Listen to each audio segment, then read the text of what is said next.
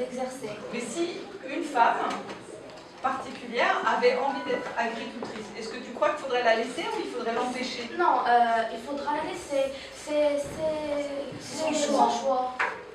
Mais il n'y a pas beaucoup de femmes marocaines. Il y a une deuxième chose que tu as dit. Tu as dit la femme et ensuite tu as dit la femme doit faire des métiers doux. Et qu'est-ce qui te fait penser ça? Car la femme n'a pas la force. Il y a des campagnes au Maroc. Et dans les campagnes, il y a des femmes Oui. qui travaillent et ils sont tous les jours à la maison dans les travaux des champs. Et on voit beaucoup de femmes marocaines dans les campagnes qui font des travaux des champs, l'agriculture. Ils participent. Moi, ce que j'entends dans ce que tu dis, c'est tu as une idée qui vient peut-être de quelque part. Et ce serait intéressant que tu la questionnes, cette idée, que tu essayes de... C'est pour ça, c'est ce qu'on fait là. Tu réfléchisses à ça et que tu dises, est-ce que c'est justifié? Est-ce que c'est une idée qu'on a mis dans ma tête, mais est-ce que ça pourrait être autrement? C'est intéressant de se poser la question. Cette idée que les femmes sont destinées à des tâches douces, entre guillemets, moi je pense qu'elles sont capables de tout faire. Et il y a des pays du monde où elles pratiquent plein de métiers différents. J'ai entendu. Tout le monde peut parler. Ça vous intéresse comme sujet. Je ne sais pas à qui donner la parole. Tiens, toi, je t'ai pas entendu. Dans un côté, je suis d'accord avec Nada, et dans l'autre, je suis d'accord avec Yassine et Malak. Parce que Nada a dit que les femmes ne peuvent pas être agricultrices. Voilà, on voit dans la télévision des femmes qui jouent au tennis. Le tennis, si on peut jouer au tennis, il faut avoir beaucoup de... Il faut être fort, parce que quand on prend la raquette, on doit frapper fort et il y a beaucoup de techniques. Et aussi quand on voit des femmes qui jouent au football, il faut... Oui, c'est pas toi qui voulais faire du football? Oui, il faut courir et faire beaucoup fournir beaucoup d'efforts physiques. Oui, beaucoup d'efforts physiques et seulement les fortes femmes qui peuvent faire des trucs comme ça. Alors, qui j'ai pas entendu encore?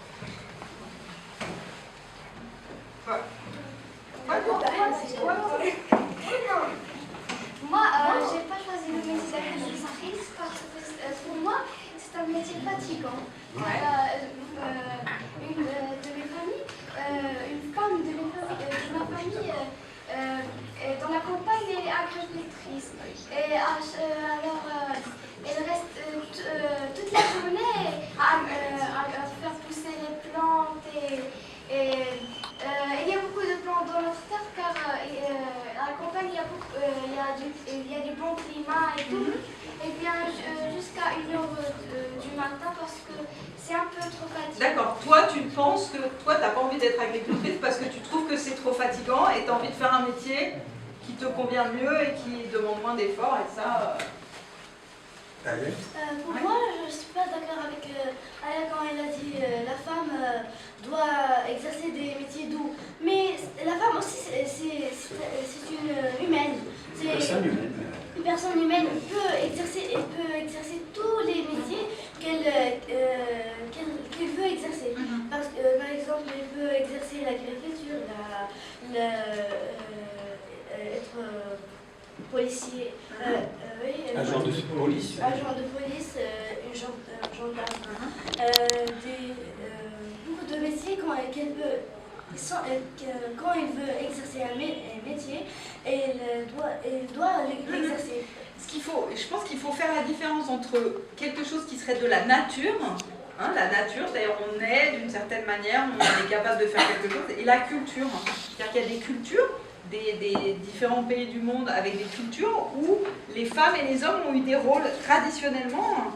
Traditionnellement, les femmes étaient plutôt à la maison, à s'occuper des enfants, de l'espace domestique, de la nourriture, etc. Et traditionnellement, elles étaient à l'intérieur. Et traditionnellement, les hommes étaient à l'extérieur. On peut dire qu'au début, ils allaient chasser, les femmes restaient à la grotte, et puis les hommes allaient chasser. voilà, on va revenir au sujet, mais apparemment ça les intéresse. Ouais, Alors, bien sûr. juste pour finir là-dessus, et donc il faut réfléchir aux choses qui viennent de la culture, mais qui ne sont pas forcément de la nature. C'est-à-dire un métier doux, oui, mais peut-être si quelqu'un a envie et a la possibilité de faire un métier qui est plus difficile, qui est plus physique, qui est, je ne sais pas, de bâtir des maisons, d'être pilote d'avion, enfin voilà, il n'y a pas d'impossibilité physique de le faire. Alors ça, on continue sur le sujet parce qu'il faut quand même que je traite un peu, mais je vois que ça vous intéresse. Alors, on était parti de la sécheresse, puis je ne sais pas comment on a fait pour dériver jusque-là, mais la sécheresse, et donc dans d'autres lieux, ou voire même dans les mêmes endroits, on peut avoir à la fois de la sécheresse puis des inondations, où il y a d'un coup brutalement beaucoup de pluie et où les zones sont recouvertes d'eau, les villages, etc. Les rivières sortent de leur lit, et puis des événements extrêmes comme des cyclones qui détruisent du coup des villes entières. Ou des tsunamis. Voilà. Et donc, il y a, avec le changement, ça existait déjà avant, hein, je ne sais plus, on parlait comme la sécheresse, ça existait avant, mais avec le réchauffement, le changement climatique, il y a une augmentation de ces phénomènes. Alors, donc réchauffement climatique, c'est-à-dire, j'ai parlé de changement climatique parce que le réchauffement, il ne se fait pas sentir partout dans le monde de la même manière. Par contre, au niveau de la température globale de la Terre, là, il y a un réchauffement. Et la courbe que je vous ai apportée, donc qui commence en 1880, c'est-à-dire au début de l'ère industrielle, au début d'une période où on a commencé à utiliser du charbon pour les usines, pour faire rouler des trains, enfin voilà, et puis d'abord utiliser le charbon, puis le gaz et le pétrole. Voilà, et donc on voit que par rapport à une température moyenne de la période, on est passé au-dessus et la température continue à augmenter. Donc là, je vous ai mis l'augmentation de la température moyenne de la Terre. Depuis 1880, c'est presque 1 degré, 0,85. Mais on voit aussi que ça s'est accéléré. C'est-à-dire que depuis 50 ans, l'augmentation, enfin presque toute l'augmentation est récente. Rien que pour que vous compreniez bien cette courbe, hein, c'est par exemple ici, il donne l'augmentation de la température. Par exemple ici, vous avez ici combien à peu près? Vous avez à peu près moins 0,85. Donc, c'est-à-dire en 1880, moins 0,85. Ici, dans quelle année? Ici, à peu près, je ne sais pas combien, presque. 1800. En fait, le trait pointillé qui est au milieu, c'est la température moyenne sur une période, je crois 1800-1900. Et donc, il y a des écarts à la moyenne. Voilà. C'est des écarts à la moyenne. C'est des écarts à la moyenne. C'est-à-dire 0 degré, c'est-à-dire ça a diminué de 0,2 degrés. Ici, il y avait, ça a diminué de 0,4, etc. Et là, ça augmente 0,4. Donc, c'est en quelle année? C'est en 2010. En 2010. En 2010, ça a augmenté de 0,4. Je ne sais pas, en 2000, c'est je ne sais pas combien. Ouais. C'est la température moyenne de la Terre par rapport à la moyenne d'une période entre les années 1900 et 1950. Voilà. Et surtout, donc vous pouvez penser que c'est pas énormément, 0,85 degrés, mais au niveau de la planète, ça fait des effets importants. Et les prévisions d'ici 2100, d'ici un peu plus de 80 ans, c'est des augmentations qui peuvent aller on voit de 1,8 à 3,4, c'est parce que c'est des experts qui sont mis ensemble, ils ont fait des hypothèses, ils ont fait des scénarios, ils se sont dit, si on continue à produire des gaz à effet de serre comme aujourd'hui, et ben on va arriver là. Si on fait des efforts, on va limiter à 2 degrés. Voilà, donc ça peut aller jusqu'à 6 degrés, mais ça, ça va dépendre de nous, de la manière dont on réagit et dont on fait des efforts pour limiter ce réchauffement climatique. Alors,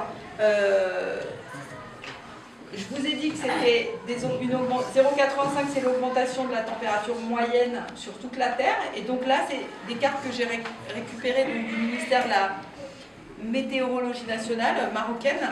C'est des prévisions des augmentations de température qui peuvent se produire d'ici 2100. Et donc, voilà, ça commence aujourd'hui et ça va aller jusqu'en 2100, jusqu'à ces augmentations-là.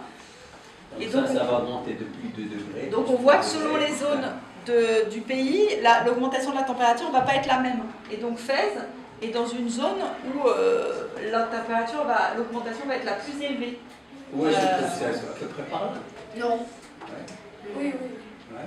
Il est au milieu. Plutôt par Elle là. est au milieu. Le centre, non. Elle va augmenter à peu près entre plus 4 degrés jusqu'à plus 5 degrés la température de Fès. Voilà, et donc ça c'est la température moyenne sur l'année. Ça ne veut pas dire que chaque jour ce sera plus 5 par rapport à aujourd'hui, mais voilà, en moyenne sur l'année, donc c'est-à-dire qu'il y aura peut-être des pics de température très importants en été, donc il fera de plus en plus chaud, et voilà, ça va être compliqué de s'adapter à cette augmentation de température, mais ça va devenir nécessaire. Et en parallèle des augmentations de température, on voit aussi la diminution des pluies, des précipitations. Et donc là aussi... Il va pleuvoir de moins en moins. Voilà, et donc sur la zone où on est, à peu près ici, c'est une baisse de 50% si on est sur cette zone-là. Qu'est-ce que ça veut dire? Ça va baisser à peu près de 50% la pluie. La pluie.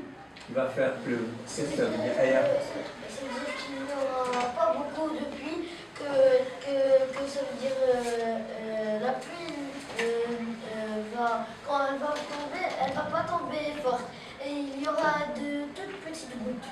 Ouais, mais qu'est-ce que ça veut dire moins Oui, 50%? là, la question c'est moins 50, c'est plus sur les pourcentages pour Ouais. poser une question. Qui va, C'est quoi qui moins va, 50%? que les précipitations Ouais. vont être moins 50%. Madame, ça veut dire que les précipitations avant, au début, elles étaient 100%. Mais après, quand le réchauffement climatique est changé, les précipitations n'y auront plus. Il y aura juste moins 50%. C'est-à-dire Oui, c'est quoi moins 50%? C'est-à-dire ça correspond à quoi en gros? Ça veut dire ça va être la moitié. Ça va être La moitié. deux fois moins. Ouais. Il pleuvra 2 fois moins. Ouais. Très bien. Dans une région où il y avait des précipitations de 40 mm. Alors, après, ça revient à 50%. C'est combien de millimètres? 20, voilà. C'est ça. Alors, apparemment, vous êtes déjà tous au courant, puisque vous m'en avez parlé au début, que voilà, l'origine de ce réchauffement climatique, c'est les activités humaines. Vous avez tous cité les voitures, les usines. Voilà. Pourquoi? Parce que c'est tout ça, ça utilise donc les moyens de déplacement, les usines utilisent, et l'agriculture aussi, et chauffer les bâtiments, ça utilise des énergies fossiles. Vous savez tous ce que c'est les énergies fossiles? Oui, Yassine? Du bois, du charbon. Pas du bois, non. Le bois, c'est pas une énergie fossile. Fossile, ça veut dire que ça s'est fabriqué petit à petit dans le sol pendant des millions d'années avec la décomposition des matières mortes. Alors, quelles sont les choses forêts, qui sont tout ça. posées dans le sol qui nous donnent de l'énergie? Du charbon, Le pétrole. Et il y en a. Qu'on utilise pour cuisiner. Non, le bois, c'est pas. le gaz. C'est pas fossile. Voilà. Donc fossile, ça veut dire que c'est dans le sol, que ça a mis des millions d'années à se fabriquer, que quand on extrait ces énergies fossiles et qu'on les utilise pour tous ces usages, ça émet des gaz à effet de serre. Dioxyde de carbone, qu'on appelle CO2 aussi, et donc ces gaz à effet de serre qui viennent renforcer un effet de serre qui est un effet naturel. La couche de gaz qui entoure l'atmosphère avec ces gaz-là, elle nous protège, elle permet qu'on ait une température vivable sur la Terre. Et c'est ça qui a permis la vie. Sauf que quand on rajoute du CO2 en plus, bah, du coup, la température augmente parce que la chaleur du soleil, des rayons du soleil est piégée à l'intérieur de la couche, elle ne repart pas. Et c'est ça qui fait augmenter la température. Comme dans une serre. Vous savez ce que c'est qu'une serre? Vous voyez, c'est des parois, enfin une zone soit vitrée, soit avec du plastique qui piège les rayons du soleil. Où on les trouve? Les serres? Oui? Non. On l'utilise en agriculture, on utilise, je ne sais pas si vous avez déjà visité des Vous serres n'avez pas visité tropicales. C'est-à-dire que ça conserve une température élevée grâce aux parois vitrées ou aux parois en plastique. Ouais. À l'entrée de l'Occident. Et alors, qu'est-ce qu'il y a à l'entrée? Là-bas, là-bas, il y a une grande usine et il y a des, comme elle a dit, il y a des serres. Dans une usine. Ouais. Bon, c'est pas grave, on va pas s'attarder là-dessus, c'est juste une serre, c'est juste quelque chose qui conserve la chaleur, et donc cet effet dit de serre, c'est une couche de gaz qui permet de conserver la chaleur sur la Terre, et quand on rajoute du CO2 et d'autres gaz à effet de serre, ça augmente la température. Voilà, c'est juste pour dire que ce réchauffement climatique, il est dû aux activités humaines, à l'utilisation des énergies, des combustibles fossiles. Ils savent ce que c'est. Vous avez vu une serre, mais vous ne savez pas. Il faut insister sur l'explication des serres, c'est un mot clé pour Oui, mais comprendre. c'est juste parce que comme on m'a dit qu'il fallait que je me dépêche, si je peux réussir à venir. Dans les routes, on trouve des tentes. Sous ces tentes, en plastique, on fait pousser des plantes. Qui a déjà visité? Parfois on trouve, pas dans le Maroc, pour planter des ananas. Oui. Au Maroc, on plante des bananes. Oui. Il n'y a pas la chaleur nécessaire. Alors on fait des serres où il y a comme des tentes. du plastique Comment ou cuisiner la des base? serres. Voilà. Alors pour la chaleur reste... Est-ce que vous avez compris maintenant? Bon, allez, on avance. Dans les pépinières. Allez, on passe à la suite. Dans les pépinières. Vous pourrez reparler des serres ultérieurement. Voilà. Et donc, ces énergies fossiles, gaz, pétrole, charbon, qu'on utilise et qui émettent des gaz à effet de serre, voilà, de toute l'énergie produite dans le monde, ça représente une très très grande partie, 81%. Et l'énergie nucléaire, on peut dire que c'est un petit peu aussi, enfin ça vient d'énergie fossile puisque c'est de l'uranium. Et puis ça pose d'autres problèmes, l'énergie nucléaire, en France il y en a beaucoup, et ça pose des problèmes. Vous avez entendu parler peut-être de Fukushima, de Tchernobyl, c'est des accidents de centrales nucléaires qui ont des conséquences terribles sur les populations. Voilà, donc l'énergie nucléaire c'est une énergie qui est très dangereuse, qui produit des déchets qui durent des centaines de milliers d'années, donc voilà. La France malheureusement... Hein. Voilà, mais l'essentiel c'est l'énergie fossile. Et ce qu'on voit en vert, c'est les énergies renouvelables, dont je vais vous parler un peu plus avant, puisque comme je vous ai dit, le problème des combustibles fossiles, ça produit des gaz à effet de serre. Le problème du nucléaire, ça produit des déchets et il peut y avoir des accidents. Et des maladies.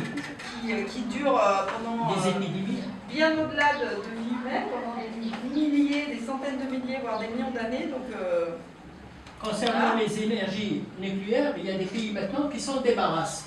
Ouais. Parce que les conséquences sont néfastes sur... Il y a l'Allemagne qui a arrêté. Sur tout ce qui est vivant sur la planète. Voilà, et donc pourquoi on veut réduire la part des énergies fossiles? C'est pour essayer de limiter l'augmentation des températures. Voilà, ça c'est si on réduit nos émissions de gaz à effet de serre, on peut limiter l'augmentation de la température globale à 2 degrés, et si on continue...